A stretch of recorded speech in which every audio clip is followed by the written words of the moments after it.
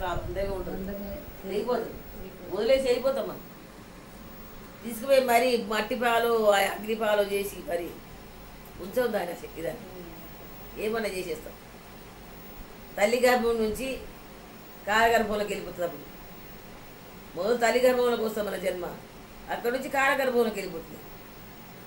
అగ్నికేను మట్టికేను ఈ జీవి ఉన్నంత వరకు ఈ బంధం ఈ జీవి విడిచిపోయిన కథలు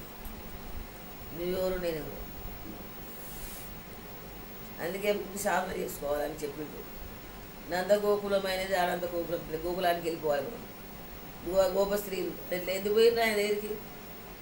అందరూ వచ్చి ఆడుతున్నట్టు అక్కడ పొద్దున్నే వస్తుందిగా ఆ గోపబాలులంతా వాళ్ళ భర్తలు వచ్చి అయ్యో మీరంత పుణ్యాతులమ్మా ఆ గోపబాలు మీరు పట్టుకొని ఆడుతురు మాకు ఆ అదృష్టం కూడా లేదు మేము స్త్రీలేమన్నా పుట్టపోతుంది ఆ కృష్ణుడు ఆడుకునేవాడు అంతటి మహానుభావుడు ఎక్కడ దొరుకుతాడు ఆయన పెళ్ళి వాళ్ళకి దండం పెట్టడం మీరు ఎంత పుణ్యాతులమ్మా పోయి గోపాలతో ఆడుతున్నారు మాకు అదృష్టం లేదు తల్లి అది వాళ్ళకి అర్థము అది ఎక్కడి నుంచి వచ్చిందంటే రామాయణంలోకి వెళ్ళి వచ్చింది అది 16 కళలతో పెట్టిన రాముడు 16 కళలు అయితే ఈ ఋషీశ్వరులు అంతా ఏం చేసిరంటే మేము స్వామిని కౌగులించుకుంటే బాగుంటుంది స్వామిని కౌగులించుకుంటాం అంటే నాయన నేను బ్రహ్మచారిని ఏకనారి వ్రతం నాయన మీరు కౌగులించుకుంటున్నాను వచ్చే యుగం ఉంది హృదయ